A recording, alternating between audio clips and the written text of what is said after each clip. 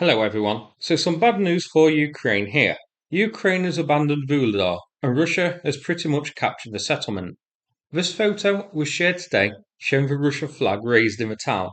I'm going to have a look at where this was, then I'll have a look at Vuhledar overall and Russia's offensive here. So the geolocation is here. So this is on the western edges of Vuhledar itself.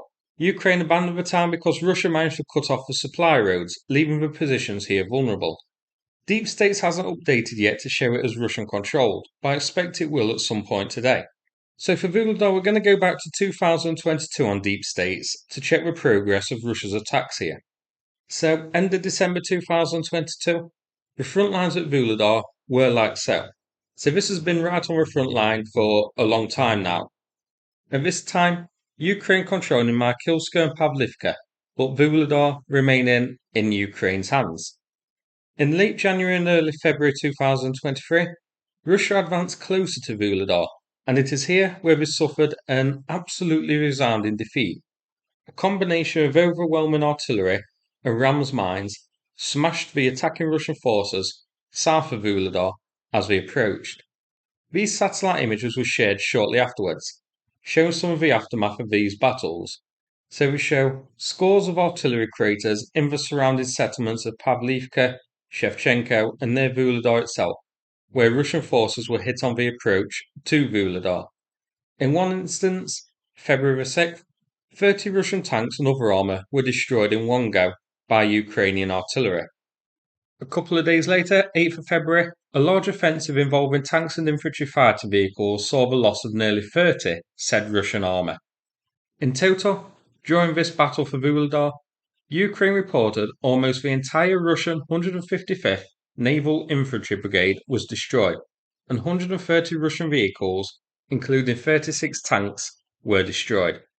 Russia was absolutely smashed here, to such a resounding degree that this heavy defeat put a halt to any serious attempts to capture Vuhledar until 2024. The first one, May 2024, same again.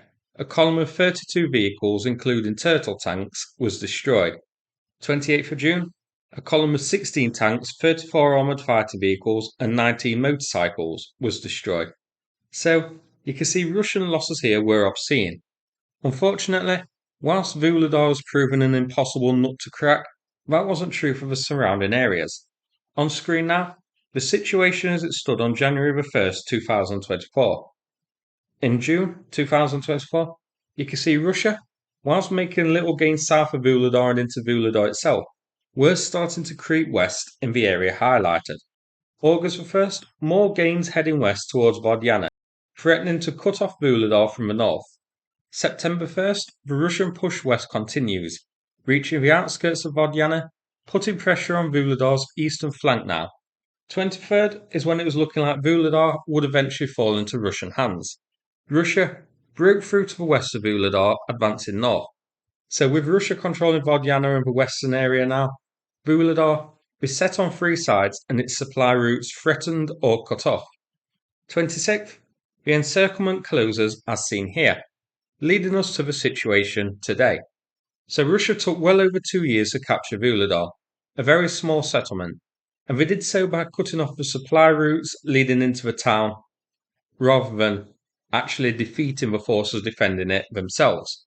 So the defenders here never actually defeated in battle, I guess. So what an amazing defence that was. So what did this cost Russia? War spotting shows that 1st of January 2023 in the region around Vuhledar, and this is when Russia started its attack towards Vuhledar in earnest. From then on until today, a massive 809 vehicles have been destroyed. These are absolutely massive numbers, all to try and take one settlement. And this is a conservative number. War spotting uses just pretty much geolocated vehicle losses. So, there are likely many more which weren't documented or photoed and that sort of thing. And these numbers don't include the number of troop casualties. Listed on War Spotting, we have various BMP variants shown here from late December. But going further back, we see such things as BTR-82s, T-80 tanks, T-72 tanks, and more. So, massive losses by Russia. But unfortunately, in the end, Vuhledar couldn't hold. Russia cut off the supply routes, and this is quite a blow to Ukraine given this town was such a thorn in Russia's side. This is located here, so this is on the southern front. So that's it for this video. Hope you found it interesting, even though it's covering the Ukrainian loss. Before I finish, I'm going to give a quick mention to Sanath and play a video from him about the ongoing fundraiser. Big thanks to everybody who's helped out so far. Thanks very much, and take care, everybody. Hello Sukhmimers community, my name is Sanath. I'm a volunteer that's been helping the Ukrainian military for the past 2.5 years. I live in Ukraine and have been here for about 10 years. At the start of the war, my good friend Yuri, who was my gym instructor, went to join the military, and I stayed on to help support these guys. We've done lots of work along the way, so thank you for everyone who supported us. We currently have a fundraiser ongoing for an armoured vehicle.